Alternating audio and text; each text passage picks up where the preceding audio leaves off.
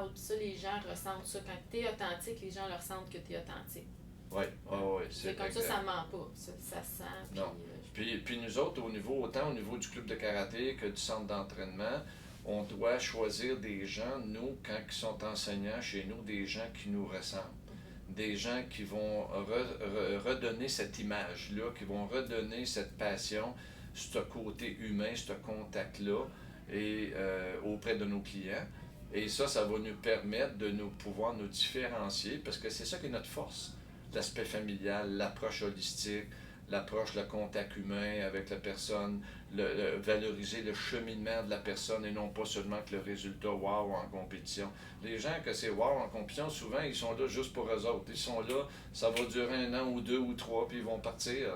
Mais monsieur et madame tout le monde qui est là pour sa santé puis tout ça, ben lui il va rester pendant plusieurs années. C'est ça qui est le fun. Tout à fait. Puis moi je dis toujours aussi aux parents, quand ils inscrivent leur enfant, que ce soit au karaté, que ce soit en crossfit, peu importe dans la mise en forme, quand vous mettez de l'argent pour une activité comme ça, exemple le karaté ou le crossfit ou ces affaires-là, tu ne perçois pas ça comme une dépense. On doit percevoir ça comme un investissement.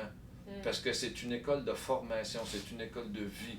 Et en plus de te montrer le sport, de te montrer l'importance de faire de l'activité physique, d'être bien dans ta tête, bien dans ton corps, on te montre des valeurs. Et ces valeurs-là, c'est des outils qu'on te donne qui vont te permettre de pouvoir évoluer, cheminer comme adulte plus tard. C'est formidable. Si on fait une mission, ça c'est une mission éducative extraordinaire. Oui. Ça va laisser des traces dans la vie de l'enfant aussi.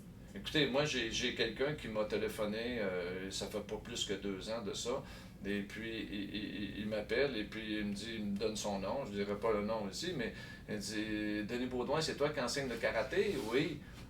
Il se nomme, il dit « Je suis de Vancouver et je m'en vais à Ottawa dans 2 jours, est-ce que je peux te rencontrer? » Je dis « Ok, mais ça fait 20 ans qu'on s'est pas vu là. » Puis je l'avais enseigné pendant à peu près une dizaine d'années, entre l'âge de 5 ans à peu près jusqu'à 18 ans. Donc, j'ai dit, OK, pas de problème. Et là, il vient à Ottawa 2 jours après, on se donne rendez-vous, ça a duré 1 heure au Tim Hortons, et puis il m'explique que dans sa vie, j'ai été super important, surtout dans la période de l'adolescence, parce qu'à la maison, chez lui, ça allait pas bien avec les parents, puis tout ça. Le noyau familial était difficile. Et il s'est identifié à moi comme étant comme son père, spirituel, si tu veux. Et pendant tous les entraînements qu'il faisait, il venait chercher une force, il venait chercher quelque chose qu'il n'y avait pas à la maison. Et il a dit, c'est ça qui m'a aidé à passer à travers mon adolescence parce que j'aurais pu faire des mauvais choix, me tenir avec des mauvaises personnes, puis peut-être tomber dans la drogue ou des choses du genre, puis tout ça. Et là maintenant, je suis dans la GRC, j'ai 3 enfants, j'ai une belle famille, la vie est belle. Et il dit, je voulais te remercier. Puis là, ça m'émeut un peu, là. Mais il dit, je voulais te remercier personnellement de ça. Parce qu'il dit peut-être que si tu n'aurais pas été dans ma vie à ce moment-là, ça n'aurait pas tourné comme ça dans ma vie. Donc je me dis, wow, si tu peux influencer une personne de même dans ta vie, c'est exceptionnel. Mais j'en ai probablement influencé d'autres personnes dans la vie qui sont peut-être pas venues me le dire. Lui, il vient me le dire 15 ou 20 ans plus tard. C'est exceptionnel.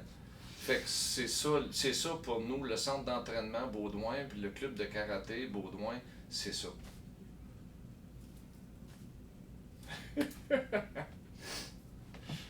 C'est touchant.